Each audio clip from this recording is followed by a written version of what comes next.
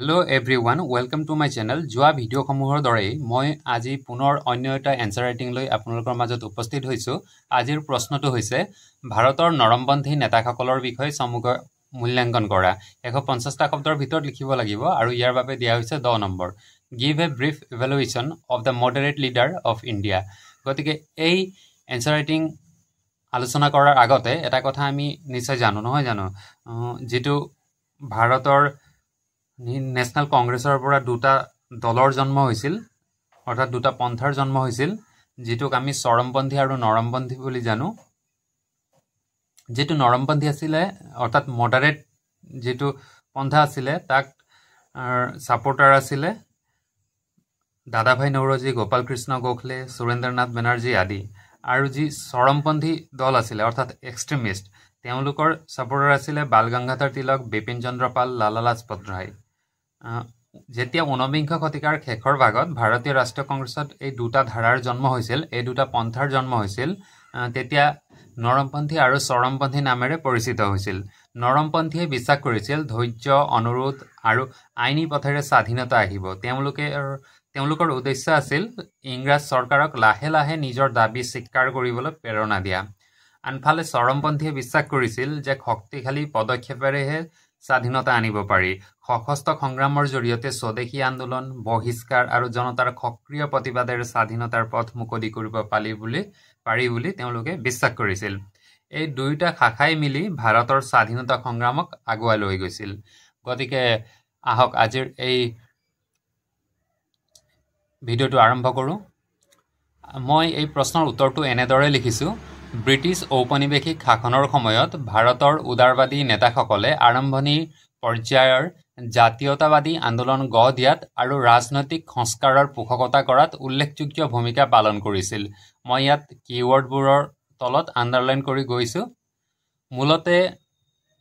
শিক্ষিত অভিজাত শ্ৰেণীৰ এই নেতাসকল পশ্চিমীয়া উদাৰতাবাদ গণতন্ত্ৰ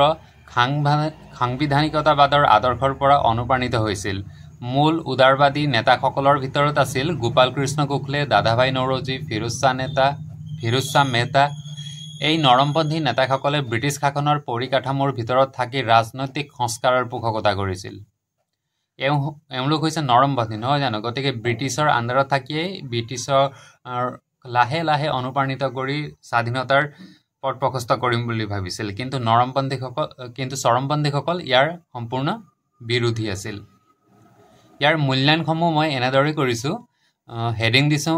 মূল মূল্যায়নসমূহ বুলি একচুয়ালি এটো ইমান ভাল হোৱা নাই আৰু বক্সৰ ভিতৰটো লিখা হোৱা নাই প্ৰথম পইণ্টটো হৈছে মধ্যমীয়া দৃষ্টিভংগী নৰমপন্থী নেতাসকলে ব্ৰিটিছৰ সৈতে আলোচনা আৰু সহযোগিতাৰ জৰিয়তে ক্ৰমান্বয়ে সংস্কাৰত বিশ্বাস কৰিছিল ৰাজনৈতিক প্ৰতিনিধিত্ব আৰু অৰ্থনৈতিক শোষণৰ দৰে বিষয়সমূহৰ সমাধানৰ বাবে তেওঁলোকে আবেদন প্ৰস্তাৱ আলোচনা আদি সাংবিধানিক পদ্ধতিৰ পক্ষপাতী আছিল দ্বিতীয়টো যদি চাওঁ শিক্ষা আৰু সমাজ সংস্কাৰ গোখলেৰ দৰে নেতাই ৰাজনৈতিক স্বাধীনতা লাভৰ মাধ্যম হিচাপে শিক্ষা আৰু জনসাধাৰণৰ উত্থানৰ মহত্বৰ ওপৰত গুৰুত্ব আৰোপ কৰিছিল আৰু ইয়াত 3 নম্বৰত দিয়া হৈছে বৌদ্ধিক প্ৰভাৱ আৰু 4 নম্বৰত লিখিছো সীমিত জনপ্ৰিয়তা আৰু শেষত মই এটা সামৰণি দিছো সামৰণিত লিখিছো সামৰণিত ক'ব পাৰি যে নৰমপন্থী বা উদাৰবাদী নেতাসকলে ভাৰতীয় জাতীয়তাবাদৰ ভেটি স্থাপন কৰাত গুৰুত্বপূৰ্ণ ভূমিকা পালন কৰিছিল যদিও তেওঁলোকৰ খতৰ্ক দৃষ্টিভংগী বা মধ্যমীয়া দৃষ্টিভংগীক অৱশেষত অধিক আত্মবিশ্বাসী আৰু গণতান্ত্ৰিক আন্দোলনে আগৰি ধৰিলে গতিকে ওভাৰঅল ঠিকে আছিল কিন্তু মই ইয়াত এটা বস্তু মিছ কৰিলো লিখিবলৈ পাহৰিলৈ নে কি হল নাজানো মোক ফিডবেকত লিখি দিছে ইয়াত মই একচুয়ালি নৰমপন্থীসকলৰ কি অৱদান আছিল সেই বিষয়ে উল্লেখ কৰিব লাগিছিল কিন্তু সেই বিষয় মই টোটালি নেগলেক্ট কৰিলো একেবাৰে মেনশনে নকৰিলো গতিকে উত্তৰটো মানে ইমান কুৱেশ্যনটোৱে যি বিচাৰিছে সেই গুটেখিনি মই ইয়াত একেবাৰে এড্ৰেছ কৰি লিখা হোৱা নাই গতিকে উত্তৰটো ইমান ভাল হোৱা নাই তথাপিতো মই আপোনালোকৰ মাজত এই কাৰণে আনিছো যে এনেকুৱা ভুল আপোনালোকেও যাতে আগলৈ নকৰে কাৰণ কুৱেশ্যনে যি বিচাৰিছে সেইটো লিখা অত্যন্ত প্ৰয়োজন গতিকে ইয়াত ফেকাল্টিৰ ফালৰ পৰা এটা মোক ফিডবেক দিছে কি লিখিব লাগে বুলি নৰমপন্থীসকলৰ অৱদান এইটো হেডিং দিছে নৰমপন্থীসকলৰ অৱদানৰ বিষয়ে মই লিখিব লাগিছিল আৰু এইটো বক্সৰ আণ্ডাৰত লিখিব লাগিব তাৰ পিছত তেখেতলোকে ইয়াত লিখি দিছে ব্ৰিটিছ সাম্ৰাজ্যবাদৰ অৰ্থনৈতিক সমালোচনা নৰমবাদীসকলে ব্ৰিটিছ সাম্ৰাজ্যবাদৰ অৰ্থনৈতিক সমালোচনা কৰিছিলে যিটো দাদা ব্ৰেইন ড্ৰেইন থিয়ৰী আছিলে নৌৰজীৰ সেই বিষয়ে ইয়াত উল্লেখ কৰিব লাগিব তাৰপাছত দিছে ভাৰত চৰকাৰৰ উচ্চ সামৰিক ব্যয় হ্ৰাস কংগ্ৰেছে ঘোষণা কৰিলে যে ব্ৰিটিছ শাসনৰ ফলত দৰিদ্ৰতা আৰু দুৰ্ভিক্ষৰ সৃষ্টি হৈছে তেওঁলোকে কৃষক আৰু জমিদাৰৰ দৰিদ্ৰতাৰ কাৰণ ভূমিৰ ৰাজবৃদ্ধি বুলি কয় আৰু খাদ্যৰ নাটনিৰ বাবে ইউৰোপলৈ শস্য ৰপ্তানিৰ বাবে দোষাৰোপ কৰা হয়